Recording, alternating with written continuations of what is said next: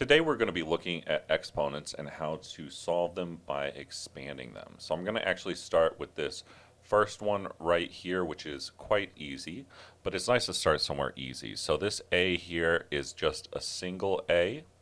This a squared is going to be a times a, and this a to the third power will be a times a times a.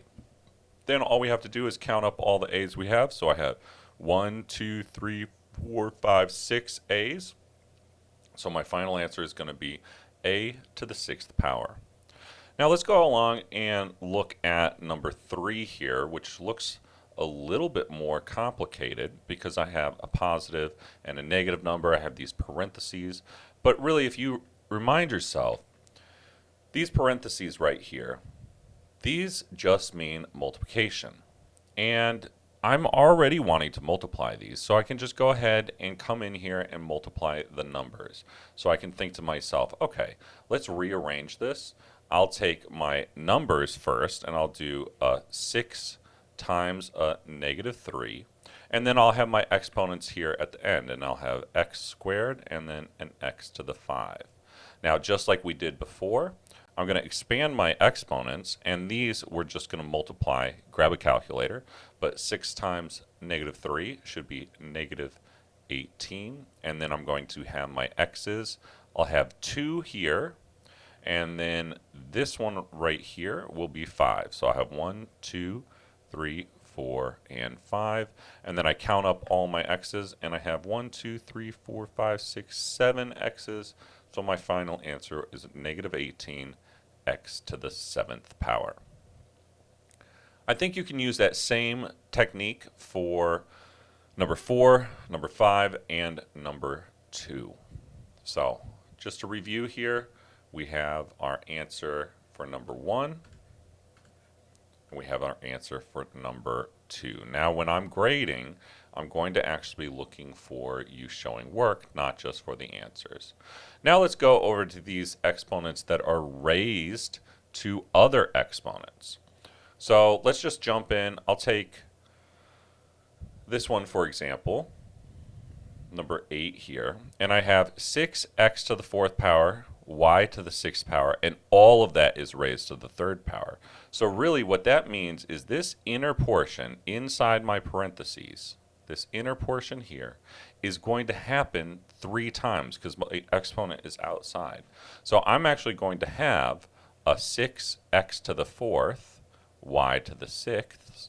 Then I'm going to have another 6x to the 4th, y to the 6th. And then I'll have another 6x to the 4th, y to the 6th. And then we can go ahead and just group our similars. So I'm going to have my 6 times 6 times 6, which if I grab my calculator here and I do 6 to the 3rd power, I get 216. So I'll just group them right away for you. I'll have 6 times 6 times 6. Then I'm going to group all of my x's next. My x's are going to get grouped up, so I'll have x to the 4th power, x to the 4th power, x to the 4th power, and then I'll group my y's here, and I'll have y to the 6th power, y to the 6th power, and y to the 6th power. So if I take 6 times 6 times 6, that should give me 216 is what my calculator says here. So 216. And then I have 4x's, 4x's, and 4x's. So 4 plus 4 plus 4, that would give me 12. So that would be x to the 12th power. And then I have 6y's, 6y's, and 6y's.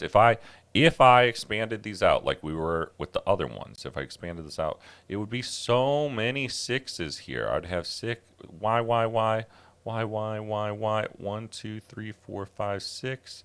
That's only one of those. And then I have to go again. I'll have y, and that's another one. And then I have to go again, y. Oops, I'm running out of room, y. Let's count them all. Do I have 1, 2, 3, 4, 5, 6, 1, 2, 3, 4, 5, 6, 1, 2, 3, 4, 5, 6. Whoops, I had one too many. If you counted all these up, it would just be the same as adding 6 plus 6 plus 6. So if I have 6 plus 6 plus 6, I believe that would be 18. So our next and final term here is going to be y to the 18th power. All right, I'm going to box this one up and call this one done. I think that you should be able to expand all of yours here that same way, okay? 6, 7, 8, 9, and 10 all follow the same exact pattern of having to expand out 1 and then count up your exponents. Down here, we have some fractions. So I'm just going to go ahead and grab one of these ones that looks a little bit scarier. I don't know what 48 divided by 8 is, so I'm just going to go ahead and grab this one since I obviously need to work that out. Now, I'm going to expand this like I did previously. So I'm going to have negative 48. I'm going to have 2 C's. I'm going to have 4 D's. 1, 2, 3, 4. All of that is going to be over negative 8. And I'm going to line these up a little bit. A C and a D. Then I'm going to go ahead and grab my calculator and figure out what a negative 48 divided by negative 8 is. I know the answer is going to be positive. So negative 48 divided by 8 gives me 6. So this term turns into just a 6. And then my C's, you can actually cross out these C's because C divided by C will be 1 and it can cross out, leaving behind just a single C. So I'm going to have a C there. And then I can do the same thing with my D's. One of them crosses out, leaving me 3 D's left. So I'm going to have D to the 3rd power. So this right here would be my final answer. Most of these other ones follow the same exact pattern, with the exception of this one with the negative 7 in the bottom. Okay, so one of the tricks that we can use is you can just switch this one up to the top. So I'm going to go ahead and take this one and expand it out. I'll show you the shortcut.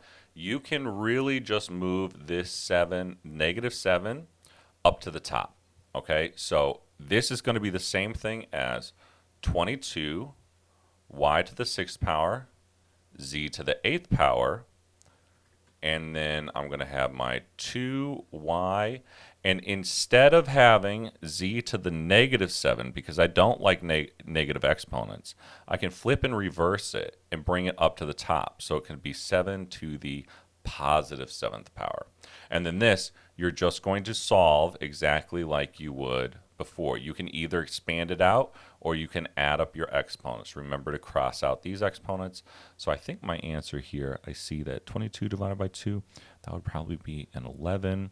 6 on the top, a 1 on the bottom. What's 5 minus 1?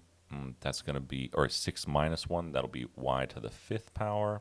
And then I'm going to have 8 z's and 7 z's right next to each other, giving me what looks like 15 z's. So I'll have z to the 15. So once you actually work that one out, please show some work and confirm that, but I think that'll work out nicely. The last one I wanted to help with is this one. A couple challenges here. So the first one is going to be 19, okay? Now 19 is a bit of a challenge. I have 2x to the 3rd power plus 7x to the 3rd power. In this scenario, since I actually have addition happening between my two terms, really I am just looking at this exponential term and checking to see if they're like terms. They are like terms, which means all I can do is add my coefficient, the number in front of my terms. So I'm going to take 2 plus 7, that'll give me 9, and then I'll just have my like term just sitting there, x to the 3. So this one, because I am not multiplying, I'm adding. I'm not multiplying, I'm adding. nothing happens to my exponents. This is why it's important to have the same base and the same exponential power if you want to combine terms. My last one here, 7 to the 0. I want you to put this in your calculator yourself and come up with your solution, okay? So this one, you can just straight plug into your calculator and you're going to find a nice little trick. All right, I'll see you guys on Friday.